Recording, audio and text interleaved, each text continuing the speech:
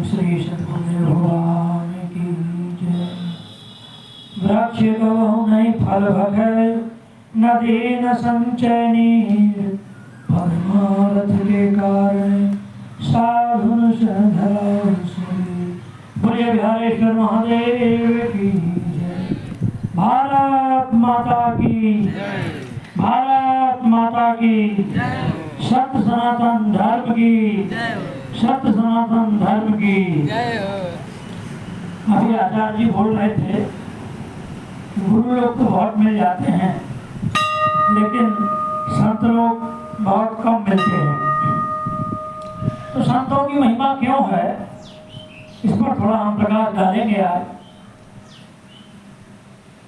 संत संत बड़े परमार्थी, भेष धरे अवधूत, राम नाम का गोला छूटे, भाग जाए यमदूत। तो समझ रहे हैं आप लोग, पहले कहा गया है कि संत बड़े परमार्थी, संत परमार्थ के लिए जीते हैं।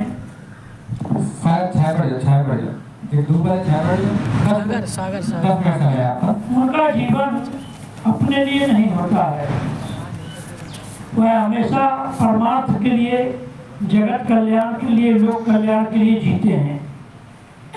और जब परमार्थ की बात आती है, संतों की बात आती है, तो किसी एक जो माने हुए समाज में विशेष पंथ मजहब धर्म है, किसी एक मत पंथ मजहब के लिए नहीं होते संत।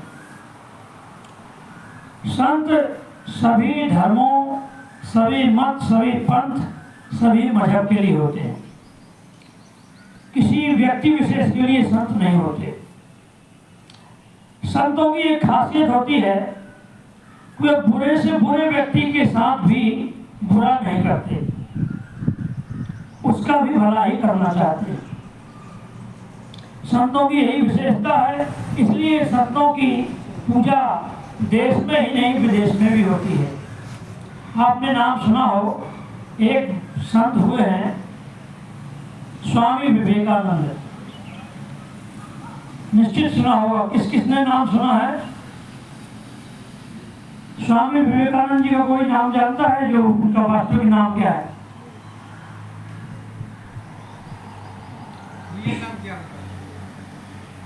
स्वामी विवेकानंद जी के गुरु का नाम कोई जानता हो? जानते हैं तो बोल दीजिए आप लोग। हाँ, श्री रामकृष्ण परमहंस के शिष्य थे। श्री रामकृष्ण परमहंस के शिष्य थे नरेंद्र नाथ। क्या नाम था? हाँ, रामकृष्ण का नाम क्या था? गदाधर। आप लोगों ने यदि पढ़ा हो तो उनका नाम गदाधर था। गदा समझो? गदा, गधा नहीं, गदा। गदा हनुमान जी एक गदा, वही गदा धरने वाले। तो कहने का तात्पर्य ये है कि जो केवल लोक कल्याण में लगे, जगत कल्याण में लगे, विश्व बंधुत्व की जिसकी भावना हो, वही संत कहलाने के योग्य है।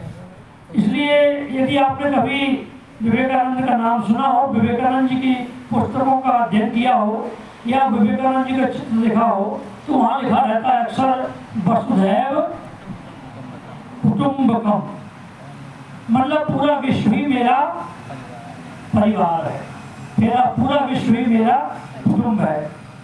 तो इस तरीके से संतों की जो महिमा कही गई है, जिन वस्तुओं के लिए आप लोग इतना अथक परिश्रम करते हो, जिन संसाधनों के लिए आप लोग इतना अथक मेहनत करते हो, उन वस्तुओं को संत लोग, जो वास्तविक संत होते हैं, जैसे मैल को त्याग दिया जाता है, गंदगी को त्याग दिया जाता है, कचरे को त्याग दिया जाता है, ऐसे ही संत लोग त्याग देते हैं। और उन्हीं संतों की महिमा भी है, जिनके अंदर विवेक है, जिनके अंदर त्याग है, जो सत्य को पकड़ते हैं और असत्य का त्याग करते हैं। इस प्रकृति में जो कुछ भी दिखाई दे रहा है, यहाँ तक कि हमारा शरीर भी एक ना एक दिन यह नष्ट होने वाला है, लेकिन यह हमको कुछ समय के लिए मिला है, जिसका हमको सदुपयोग करना है। क्या करना है? तो साधन धाम मोक्ष का द्वारा। जैसे आपको एक बस दे दी जाए तो कह दिया जाए कि आप लोगों को प्रयागराज जाना है। कहाँ जाना है? तो प्रयागराज जाने के पहले ही बस में यदि हवा कम हो जाए या कांटा लग जाए तो आपका कर्तव्य क्या होगा कि बस का पंचर बनवाना, कि डायरेक्ट नहीं हम तो भाई पंचर नहीं बनवाएंगे, प्रयागराज ही जाएंगे। तो क्या आप लोग पहुंच सकते हैं प्रयागराज? नहीं पहुंच पाएंगे ना। ऐसे ही मनुष्य का शरीर मिला है, इसकी वास्तविक जो लक्ष्य है आत्मोपलब्धि, अपने आप को जानना, मैं कौन हूँ, कहाँ से आया हूँ, मेरे क्या कर्तव्य हैं, मेरा क्या धर्म है।